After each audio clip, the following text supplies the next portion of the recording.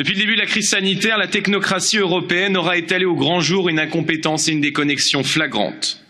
Après avoir échoué sur les commandes de masques, sur les commandes de tests, sur la protection des frontières, la Commission s'est saisie de la commande des vaccins sans pourtant disposer des compétences nécessaires. À la lourdeur bureaucratique française est venue s'ajouter la débâcle de Bruxelles. L'opacité dans laquelle vous avez conduit les négociations n'aura fait que renforcer la défiance des peuples à l'égard de l'une des portes de sortie de cette interminable crise qu'ils traversent. Pendant ce temps, le Royaume-Uni, libéré du carcan de Bruxelles, a déjà vacciné plus de 10 millions de personnes. La Hongrie a choisi de passer outre vos injonctions en précommandant directement 2 millions de doses du vaccin russe que vous avez choisi d'ignorer pour de tristes raisons idéologiques.